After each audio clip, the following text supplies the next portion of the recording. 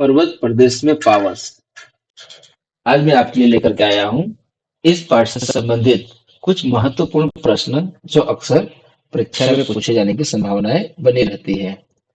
प्रश्न नंबर 1, हमें सिद्ध करना है कि पर्वत प्रदेश में पावस कविता का जो सौंदर्य है उसकी चित्रमय भाषा में निहित छिपा हुआ है। इस बात को हमें सिद्ध करना है।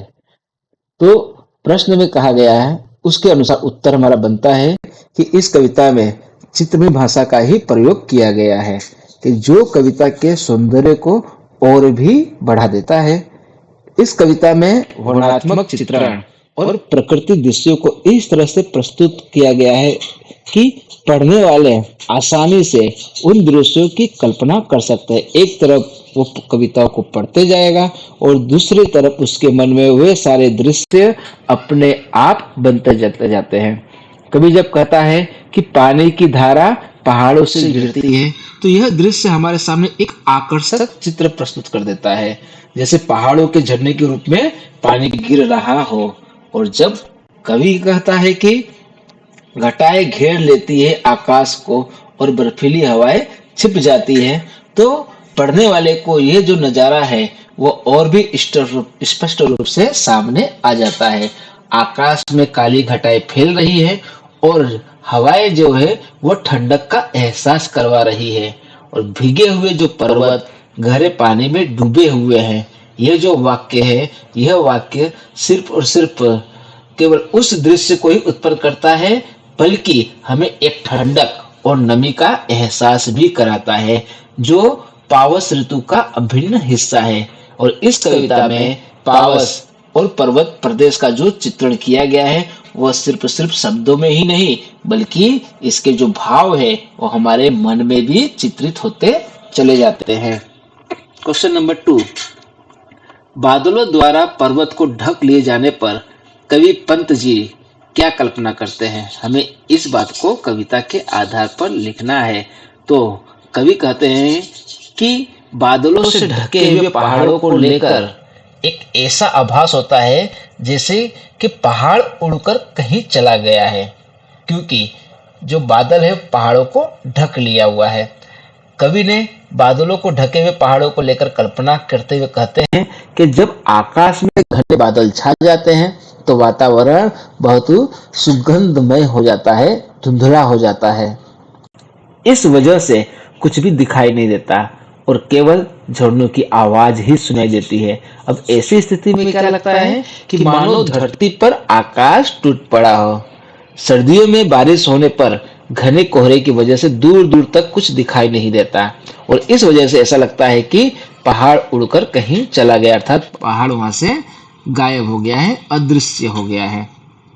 क्वेश्चन नंबर 3, पर्वत प्रदेश में पावस। इस कविता के आधार पर वर्षा के देवता इंद्र के किन्हीं 2 जादू भरे खेलों का हमें उल्लेख करना है। अब देखिए 2 जादू भरे खेल कौन कौन से हैं उसका हमें इस कविता में जिक्र करना है। अब पंत जी क्या कहते हैं कि इस कविता में वर्षा के दरमियान होने वाले जो मन को अच्छे लगने वाले जो दृश्य है उसका वर्णन किया है।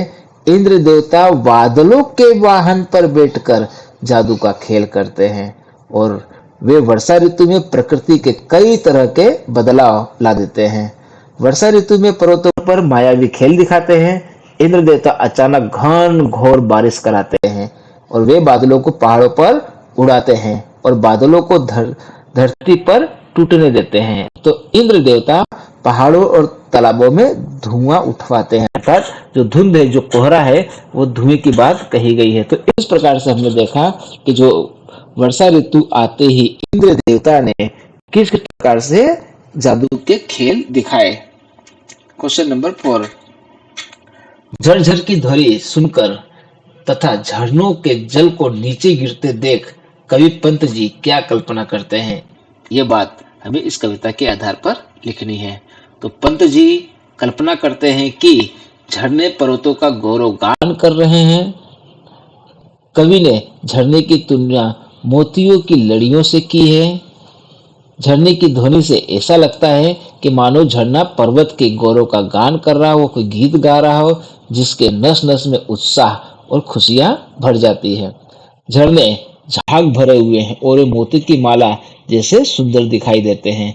तब ऐसा लगता है कि पहाड़ों ने कुछ चांदी का भंडार सफेद धातु के रूप में घिर रहा है। तो इस प्रकार से झरझर करती जो ध्वनि है और झरने की जो जल की जो मोतियां दिखाई देती है, तो कवि ने अलग अलग प्रकार की कल्पनाएं की है। क्वेश्चन नंबर 5 हमें सिद्ध करना है कि पर्वत प्रदेश में पावस कविता का सौंदर्य उसकी चित्रमय भाषा में ही छिपा हुआ है। इस बात को हमें सिद्ध करना है। तो पर्वत प्रदेश में पावस कविता में सौंदर्य की चित्रमय भाषा इसलिए छिपी हुई है क्योंकि इसमें कवि ने प्रकृति की सुंदरता का जीवंत वर्णन किया है। वो पावस की बूंदों को, गर्मी के बाद आने वाली ताजगी को, पर्वतों पर बरसने वाली बादलों की विविधता को और साथ ही साथ प्राकृतिक तटस्थता की सुंदरता को अपनी भाषा में प्रस्तुत किया है। तो इस प्रकार इस कविता में भावनाओं को समझने और अनुभव करने के लिए चित्रों का प्रयोग किया गया है, जिससे पढ़ने वाले की भावनाएं और गहराई और सहजता से समझा जा सके। तो इस प्रकार हमने ये सिद्ध किया कि इस कविता में कवि का सौंदर्य ही उसकी चित्रमय भाषा में छिपा हुआ है। तो अब हम मिलते हैं एक नई वीडियो के साथ।